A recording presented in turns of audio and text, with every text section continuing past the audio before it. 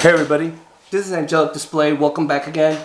Today I'll be doing a tutorial on how I paste wrap my shells. This shell's already been wet with some wheat paste. I put a little bit on there. What I basically do is I use the brush only for this part right here to get it close to the fuse. I use my hand for everything else, and I just like rub the paste into the fibers of the cotton, make sure it's really in there.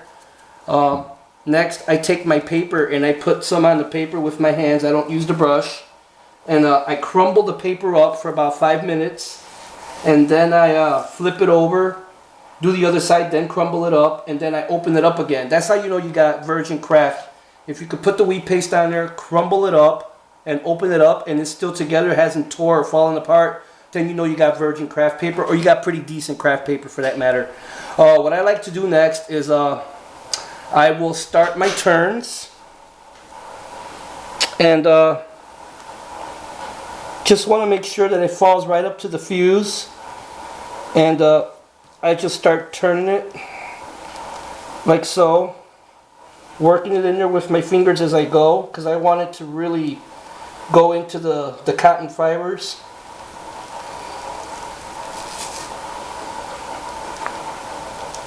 And I want a really tight seal, because the purpose of the wheat paste and the paper is to prevent that lift powder and that lift gas, the fire, from burning the cotton string off, the spiking. That's the only reason this kraft paper is on here. And then I add my second one. And just roll it around like so. Yeah, so, and another thing a lot of people get confused on, they think that the more wrappings of kraft paper that you use for the shell, that's what gives it its strength. In actuality, it does not. What gives this shell its strength is the contents that are inside and how you spike it and pack the shell. That's what gives the shell its strength. So remember that. What gives the shell its strength is the contents inside, how well you pack them, and how well you spike the shell. That's what gives this shell its strength. So it has to fight its way out. Fight its way out. And depends on what type of brake powder you're using. I've seen people use rice hulls. I've seen people use 2FA, 3FA, flash, slow flash. So what I do now is I pleat them down. I'm doing it this way for ease of the video. I usually pleat them down, but I'll start with my folds this way, like so, falling up against the fuse.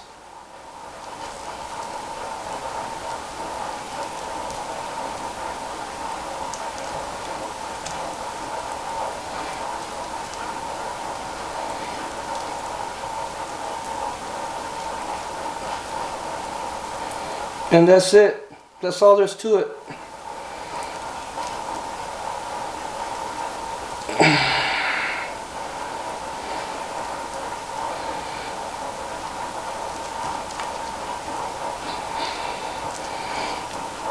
And that's it. This shell's been spiked. Now what I'll do is I'll run my hands through it to really work it in there.